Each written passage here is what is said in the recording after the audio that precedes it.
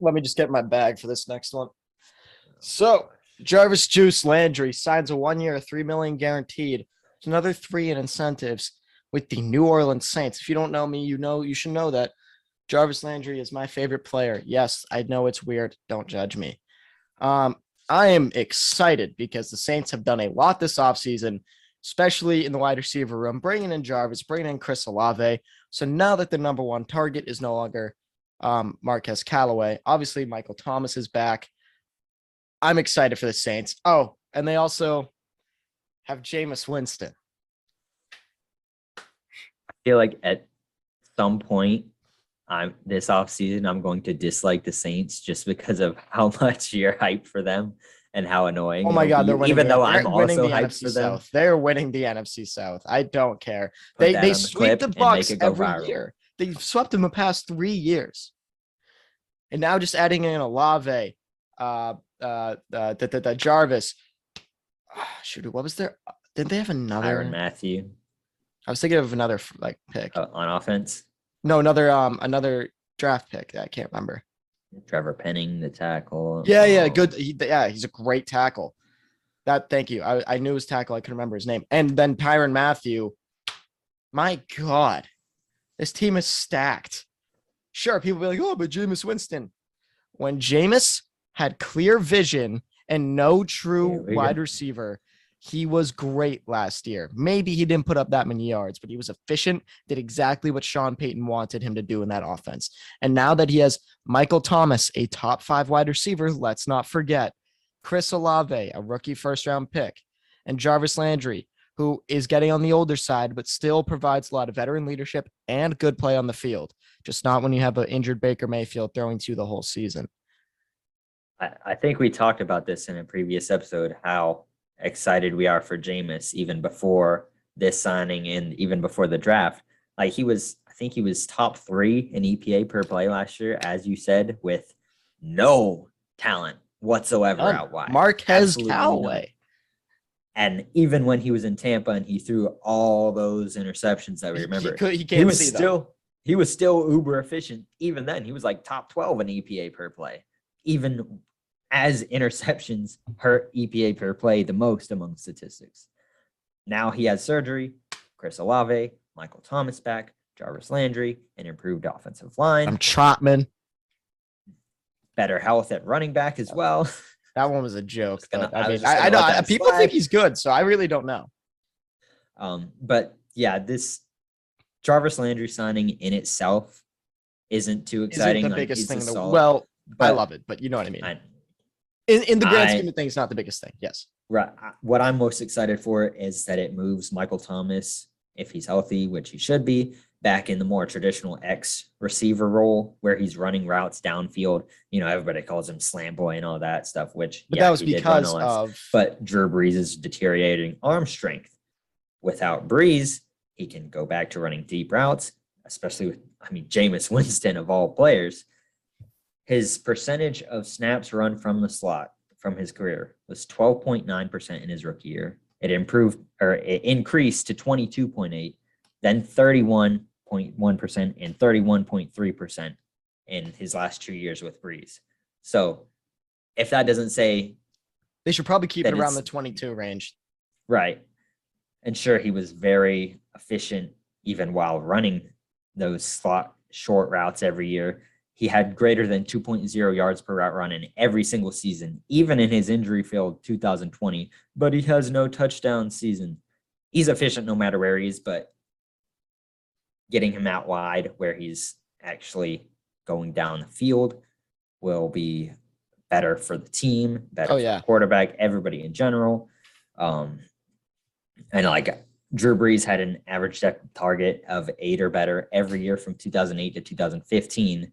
And then that's when the drop-off happened, which just so happened to coincide with Thomas's rookie year. So had we seen him play with prime Drew Brees, I think the overall opinion of him would be much higher than it is, because I think he's one of the best receivers in football. I don't see how there's any way you cannot agree with that unless you just... People kind of treat Michael Thomas like how me and my roommates treat Giannis. Like Here we everyone's like, go. oh, he's only good at one thing, like run and dunk man, slant Yeah. boy. Like, I mean, like You I'm said it. obviously You like said if he was joking. 6'6", he would be Okay, five but dude, you six. can't tell me that's wrong. I mean, he would be much lesser of a player. I don't know if he would. He I would might be say he he'd be might average 10 points a Thanasis. game. Same skill set, Giannis at 6'6", 10 points a game.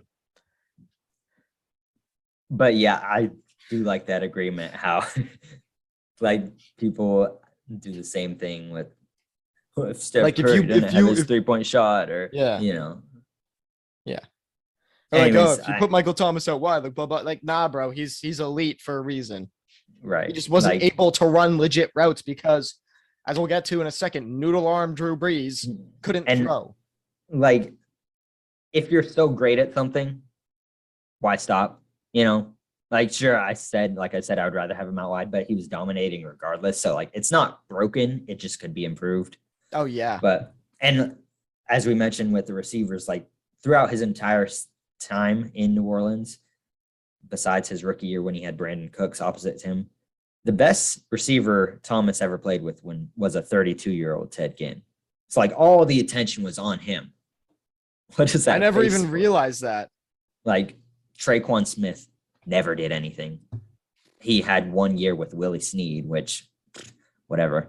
And that was That's also his rookie crazy. season. Oh my god, I never realized that.